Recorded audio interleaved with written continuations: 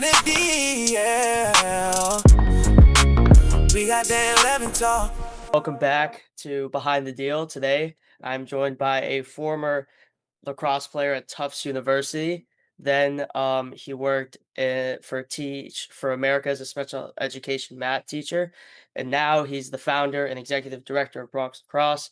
Please welcome Mr. Dan Leventhal. How you doing, Dan? Sam, I'm doing great, man. Thank you so much for having me on. I'm excited. Of course, of course. Now, I didn't go into extreme detail of your career, so if you want, tell us anything that kind of sticks out or your whole story from your point of view, please go ahead. Yeah, I was lucky to be able to play the sport of lacrosse growing up in Westchester, just north of New York City. And the game taught me so many valuable lessons. It ultimately took me to Tufts University, where I was fortunate enough to win a national championship. And I just saw so many lessons that the sport gave me. So, following my time at Tufts, I was a Teach for America core member at the Highbridge Green School in the South Bronx. And during the first few days of school, Highbridge wasn't in your typical neighborhood. There were no local banks or restaurants, a ton of cash for check stores, bodegas. There wasn't a lot of hope to go around. So I knew I wanted to find a way to connect with my students outside the classroom, but there were limited opportunities to do so. So I hit up my college friends and my college teammates, and they gave me some of their old lacrosse equipment. So I just started informally playing with my students after school, and that's when I saw I could use this game as a vehicle to keep kids bought in to their academics so they can reach their full potential in life. Yeah, dude, that all sounds awesome. So, what did you see, like, kind of specifically in the sport of lacrosse that made you believe it could have an impact on these kids in the Bronx? Yeah, lacrosse is such a unique sport. It's a mix of so many different sports that are already played in the Bronx that the kids are familiar with, like basketball, football, soccer. Um, and it's different. And a lot of the kids before Bronx Lacrosse existed weren't familiar with the sport, but it gives the kids a sense of pride.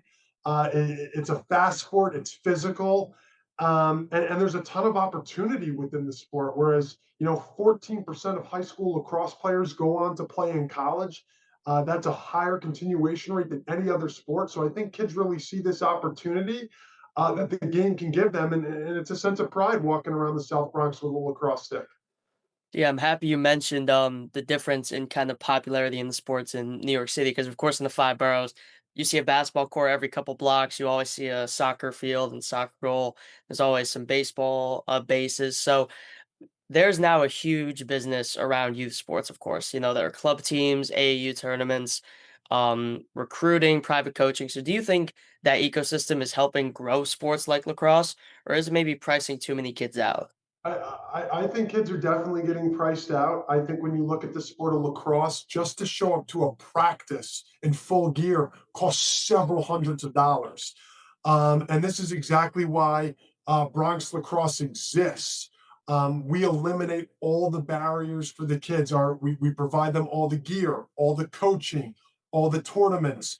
And this is all free of charge. So we're eliminating those barriers. I mean, when you look at kids from more affluent communities, the amount of money and resources that are going in to just an individual kid it's immense. Private coaching, speed coaching, um, club fees, showcase fees. The list is never ending. So you look at a sport like lacrosse, there's just a ton of barriers to entry, and it's a major reason why Bronx Lacrosse exists. Yeah, dude, that does probably add up over time. So I want to slightly shift towards more of kind of the whole business idea of Bronx Lacrosse. So at what point did you realize that building Bronx Lacrosse required you to become more of a teacher and coach and more start kind of thinking like the leader of an organization? Yeah, so after 3 years of teaching, I decided to take a leap and formally establish Bronx Lacrosse in 2018 as a nonprofit, where I knew I wanted to get this out and reach more kids, to give them the same opportunity I gave my students. In order to do that, I knew I needed more resources. I needed more hands. I needed staff. I needed to raise money. To make all this happen. So fast forward 8 short years. This is, yes, we're a nonprofit, but this is turned into a real business where we have nearly 20 employees, over 300 kids playing, to give them this opportunity to reach their goals.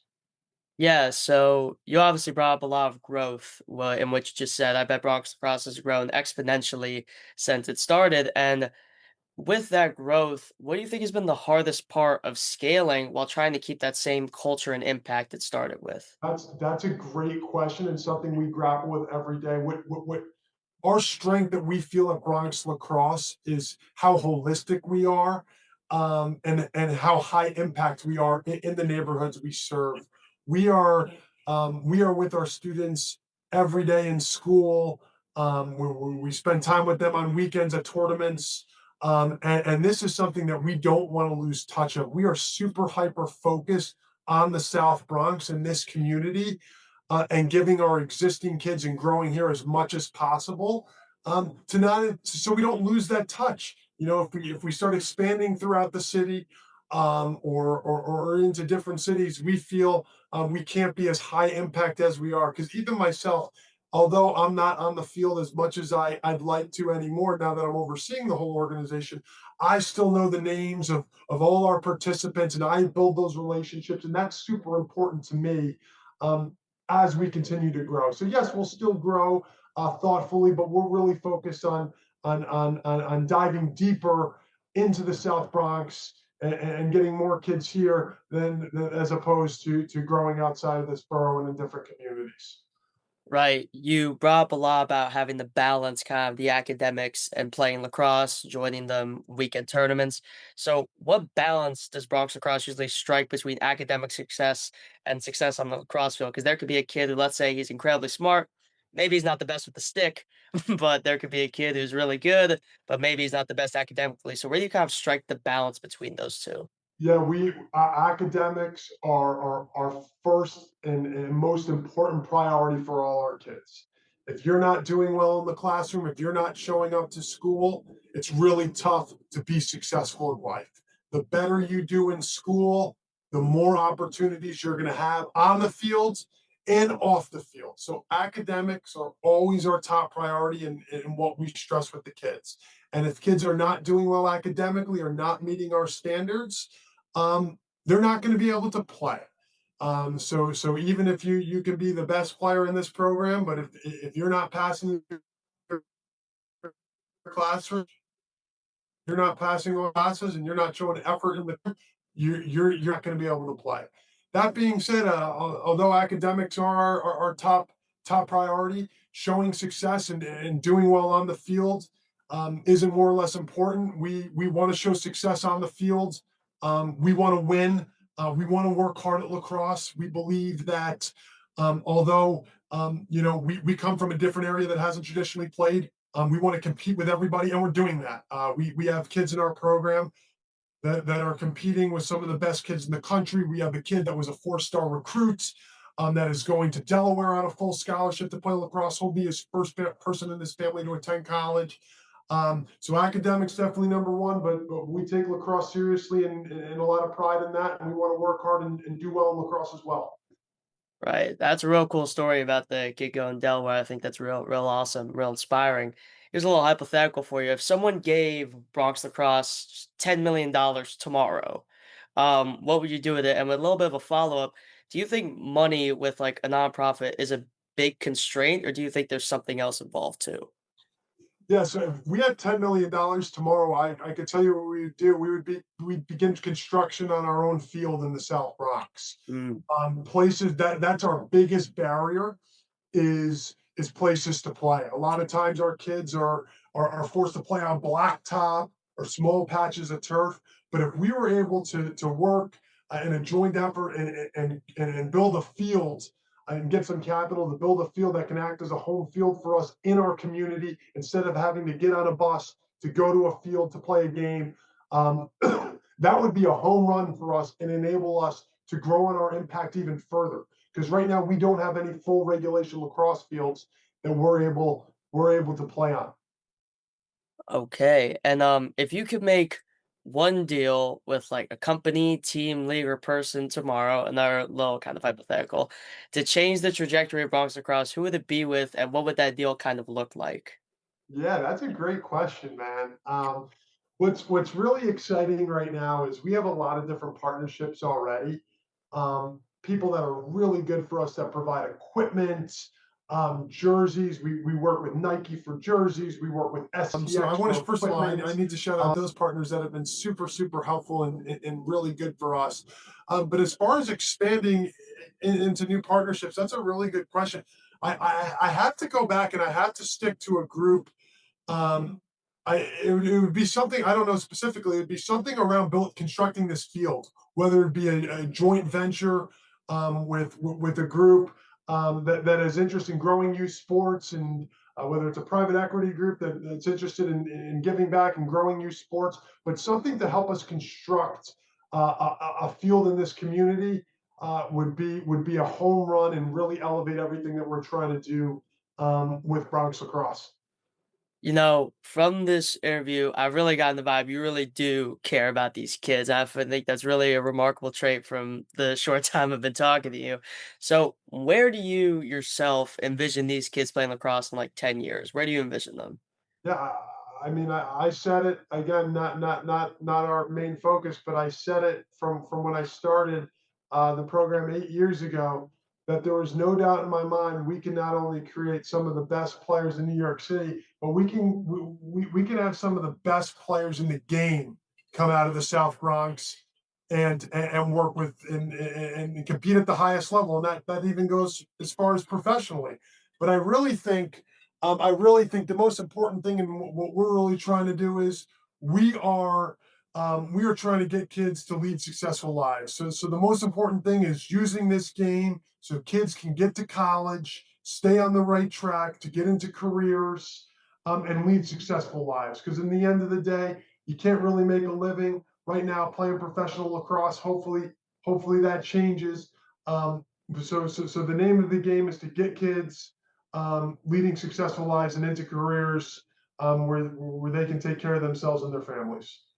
Yeah, I heard you just brought up, professional lacrosse and that kind of pay. Lacrosse is a very physical sport. I've never played, but from the videos I see online, it's a very physical sport. It takes a lot of focus. So, do you think that when looking at lacrosse as a sport, like these skilled athletes, do you think they're being channeled away to different sports, maybe because of earning potential? Because I know there could be like a lacrosse player who maybe gets channeled into football or like another physical For sport. sure. Well, I obviously think, obviously, in areas like the South Bronx, basketball and football, a lot of these sports, kids early on have dreams and aspirations to go to the NBA or to go to the NFL. And of course, kids from the community are doing that. But just from a sheer numbers point of view, I think a lot of kids are starting to see, it's very difficult to earn a living playing a sport. So now kids are seeing, okay, well, what sport can I play that can help me get to college, um, that can lead me into a career where I can be successful and self-sustainable. So I think the name of the game, and a lot of our kids are seeing, is okay. Well, maybe I can't make a career from playing this sport, but this sport can help me achieve life success and get me into alternative careers um, that can be sustainable for them.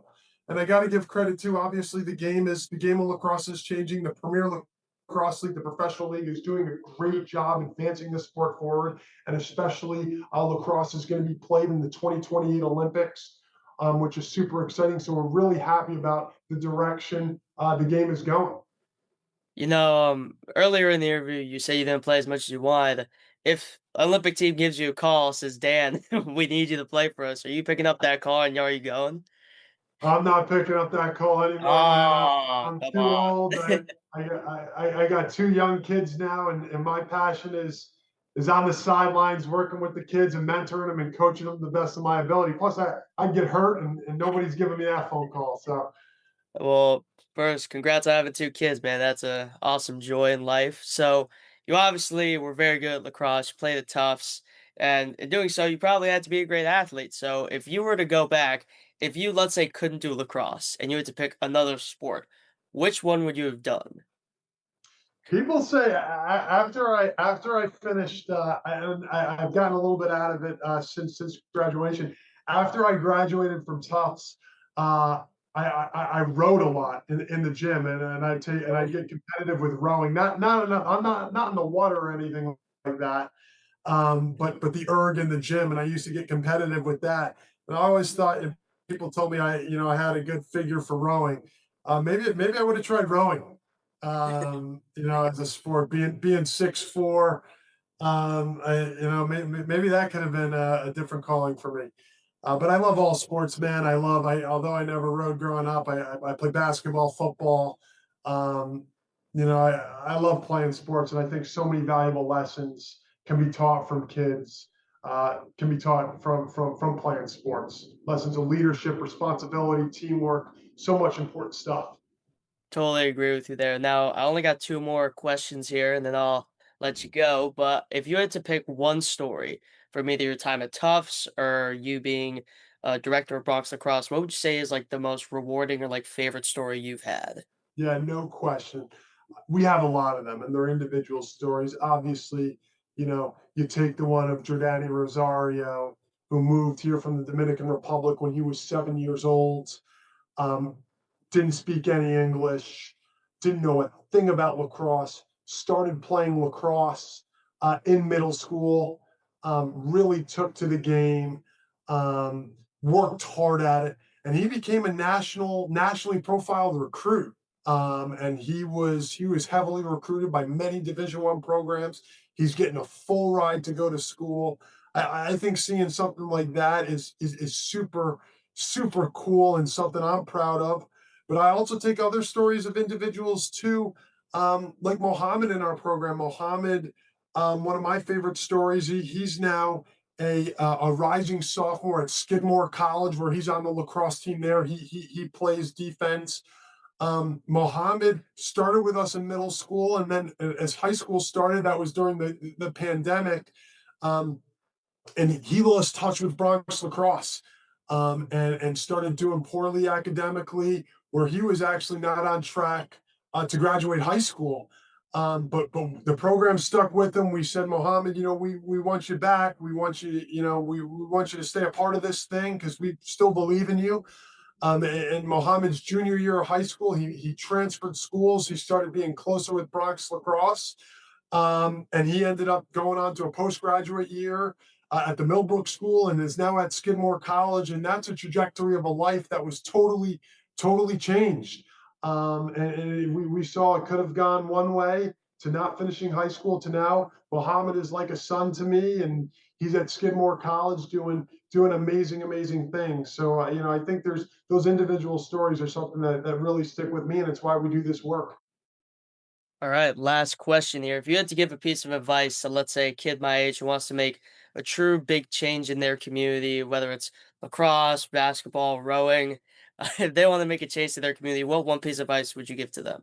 Yeah, you gotta be passionate about this work. It's hard. It's really hard work. You have to be in it for the right reasons and really want to help the kids.